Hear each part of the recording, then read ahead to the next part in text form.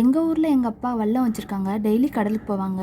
இதுதான் எங்கள் அப்பா வல்லம். ஸோ எங்கள் வீட்டில் நண்டு, மீன், இறால், கனவான் டெய்லி நான்வெஜ்ஜாக தான் இருக்கும். நான்வெஜ்ஜே சாப்பிட்ட எனக்கு என் ஹஸ்பண்ட் வீட்டில் ஃபுல்லாக வெஜ்ஜு தான். மந்த்லி 2 or 1 தான் நான்வெஜ் எடுப்போம். இருந்தாலும் எங்கள் வீட்டில் இருக்கிறத சாப்பிடணும், இருக்கிற இடத்துக்கு ஏற்ற மாதிரி வாழணுங்கிறதையும் சொல்லி கொடுத்துருக்காங்க. ஆனால் இப்போ உள்ள ஜென்ரேஷனில் குழந்தைங்களோ பெரியவங்களோ நான் இதை தான் சாப்பிடுவேன், இதை சாப்பிட மாட்டேன் அப்படின்ற மென்டாலிட்டியிலே இருக்காங்க. நம்ம தான் அவங்களுக்கு சின்ன வயசுலேருந்தே பழக்கணும். சரி சமைக்கலான்னு ஃப்ரிட்ஜை திறந்து பார்த்தா அவரைக்காய் தான் இருந்துச்சு. சரி அவரைக்காய் குழம்பு வைக்கலாம் அப்படின்ட்டு என் ஹஸ்பண்ட்ட போய் அவரைக்காய் குழம்பு வைக்கிறேன் அப்படின்னு சொன்னதுக்கு என்னது அவரைக்காய் குழம்பா அப்படின்னு கேட்டாங்க. அவரைக்கால கூட்டு சாப்பிட்ருக்கேன், குழம்பா நான்லாம் சாப்பிட மாட்டேன் அப்படின்னாங்க. இருக்கிறது தான் சாப்பிடணும், நான் செய்கிறேன் அப்படின்ட்டு நான் செய்ய ஆரம்பிச்சிட்டேன்.